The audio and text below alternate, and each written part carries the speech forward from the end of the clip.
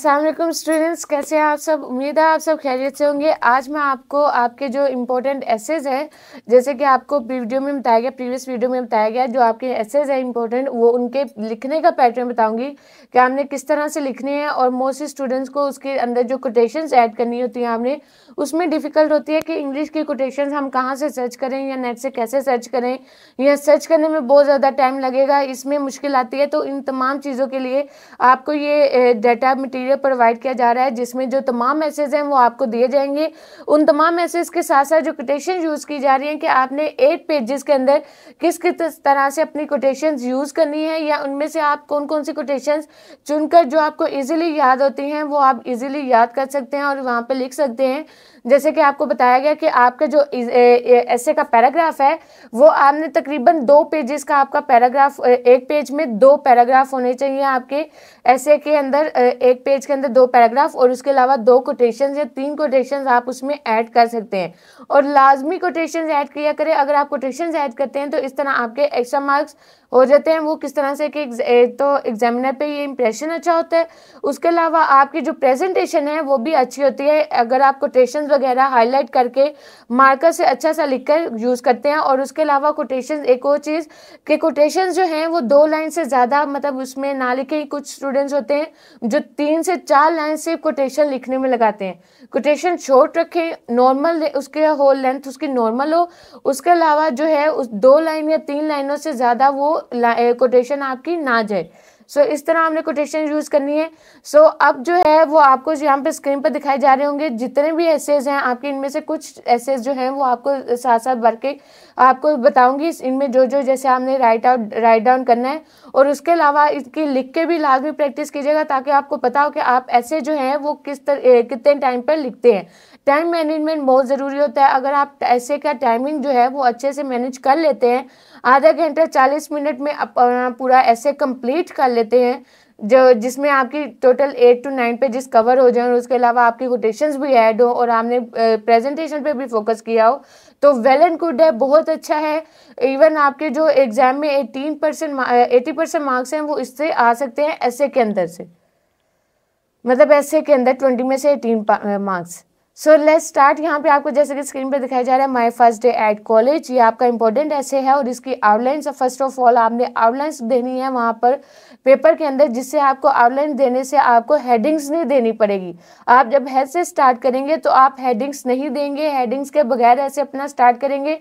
तो आपने जो आउटलाइंस हैं कि मतलब उसकी जो हेडिंग्स 1 बाय 1 आपने इंट्रोड्यूस करवानी है, वो इसी तरह आप आउटलाइन की फॉर्म में लिखकर बता देंगे। जैसे हमारी फर्स्ट डे एट कॉलेज है तो इसका सबसे पहले आप इंट्रोडक्शन देंगे कि कॉलेज क्या चीज़ है या कॉलेज किस तरह की जगह है, और उसके अंदर आपकी जैसे स्वीट मेमोरीज बनती हैं या वहाँ पर आप डिफरेंट लोगों से, डिफरेंट नेचर के फ्रेंडशिप बनाते हैं।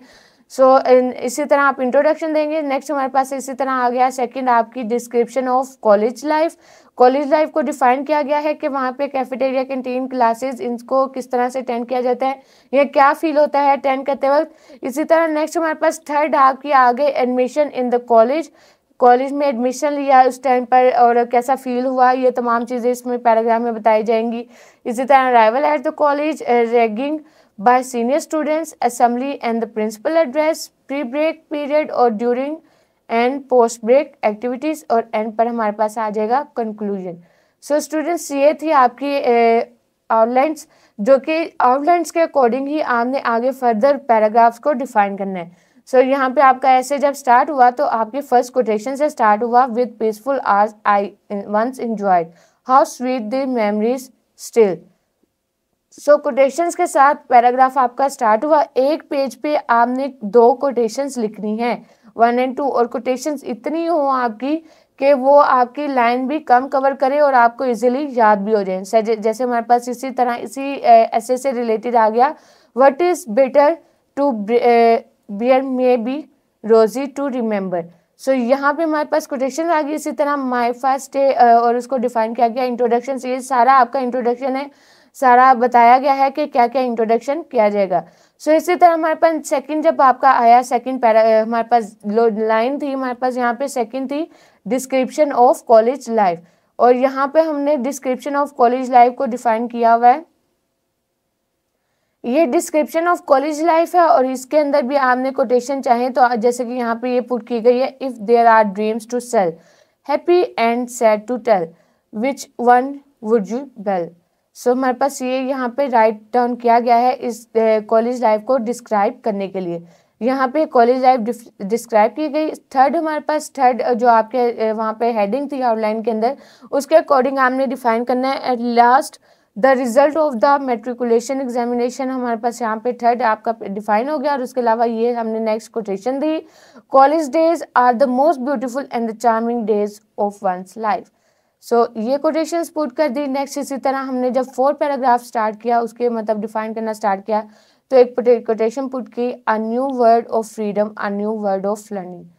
कि कॉलेज लाइफ में आपको कैसा फील होता है। नेक्स्ट इसी तरह हमारे पास आ गया, senior always approach junior with an air of superiority. So students, यहाँ पे आपको जो पूरा ऐसे है उसको डिफाइन करना बताया गया है। उसके अंदर जो कोटेशंस यूज की जाएंगी वो भी आपको साथ साथ बताए गए कि ये कोटेशंस जो हैं इस ऐसे में यूज की जा सकती हैं। और उसके अलावा मैंने आपको ये भी बता दिया कि आपने कितने पेजेस में ऐसे जो है वो राइट डाउन करना है, आपके पेज पे कितने पैराग्राफ्स होने चाहिए और कोटेशंस किस तरह से आपने यूज करनी है। इस तरह आपको सारा ये बताया। तो इसी तरह जो है अपनी लर्निंग के अकॉर्डिंग इसको राइट डाउन ज़रूर कीजिएगा कि आपकी राइटिंग, जाहिर सी बात है हर स्टूडेंट की जो राइटिंग है वो डिफरेंट होती है, मतलब लिखने का तरीका, आपका मेथड और लाइनिंग वगैरह जैसे आप लगाते हैं वो डिफरेंट होता है।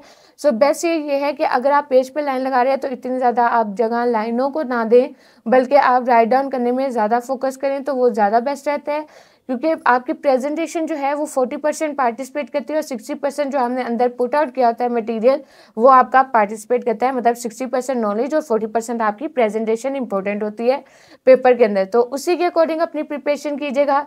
और इसके अलावा ये तमाम जो एसेस हैं बाकी, इनमें कोटेशन जितनी भी यूज़ की जा रही हैं वो साथ साथ आपको दिखाई गई हैं। ये आपको बताई गई, ये कॉलेज लाइब्रेरी के तौर पर है कि आपकी जो कॉलेज लाइब्रेरी है उसमें कौन कौन से आप कोटेशंस पुट कर सकते हैं। उसके अलावा अगर आपको एसेज में कोटेशंस याद करने में मुश्किल होती है तो बेस्ट वे है कि आप उन कोटेशंस को एक पेज पर, सेपरेट पेज पर लिखकर उसको 1 बाय 1 से 2 बार, 1 से 2 बार या 2 से 3 बार उसको लिखकर प्रैक्टिस करें। फिर आपको वो कोटेशन अच्छे से याद हो जाएंगी, भूलेंगी नहीं। और इससे अलावा जो है वही कोटेशंस अगर आप रूटीन लाइफ में यूज़ करें, जैसे आप फ्रेंड्स के साथ बोल दिया, घर में बोल दिया नॉर्मल रूटीन में, या किसी को बताते वक्त, किसी को पढ़ाते वक्त किसी को बता दिया, तो ये भी बेस्ट वे होता है आपकी लर्निंग का। अगर जब आप किसी को बता रहे होते हैं तो आपको साथ साथ वो चीज़ अच्छे से समझ आती है, आपको अच्छे से याद हो रही होती है। सो स्टूडेंट्स, यहाँ पे आपको मैंने तमाम ऐसे आपने किस तरह से अटैम्प्ट करना है और उसके अलावा इसमें कौन कौन सी किस तरह से हमने कोटेशंस पुट करनी है उनके बारे में बताया। Best of luck for your papers. अच्छे से तैयारी कीजिएगा ताकि आपके अच्छे मार्क्स आएँ। यही मार्क्स जो हैं आपके ग्रेड आउट जो बनकर आपको नेक्स्ट आपके यूनिवर्सिटी लाइफ में आपकी हेल्प आउट करेगा। So best of luck. फिर मुलाकात होगी, तब से के लिए अपना बहुत सारा ख्याल रखें। अल्लाह हाफिज़।